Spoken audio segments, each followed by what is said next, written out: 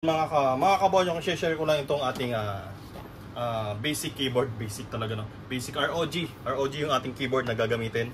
Yan, no? ROG, ano to? Aurora RGB. Okay. May ilaw, kumbaga. Okay. Aurora. Yun.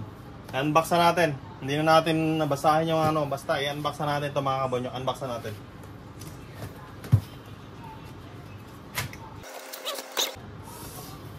ROG. Wow, social keyboard pa lang.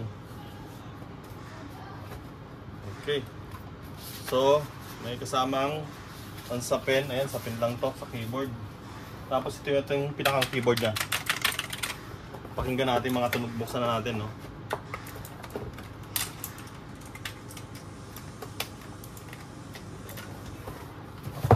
Nahirapan tayo. Baba natin. Unbox natin. Unbox.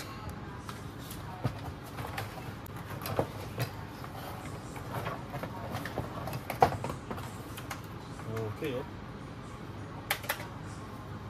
So ito yung ating ROG keyboard. Pakinggan yung tunog, oh. Keyboard pa lang ng ROG yan.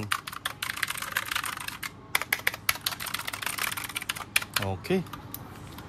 Yun, napakaganda ROG na keyboard natin. Ito yung keyboard natin. Tingnan pa natin yung laman ng box. Okay. Meron siyang user manual. Siyempre.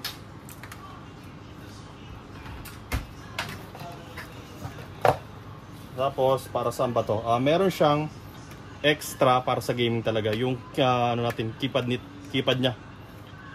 Letter WASD. Okay, yun yung extra ano niya, keypad. Ayan, tama ba? Keypad ba? Or yung key niya. Okay. Ito lang.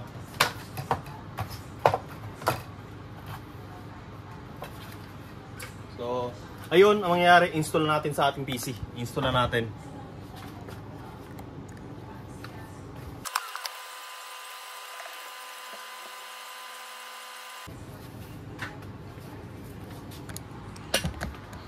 Ayan, o. Ganyan kaganda yung ating keyboard na ROG keyboard.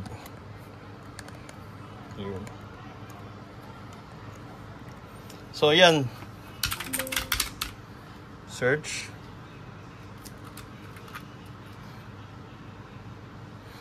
Ayun.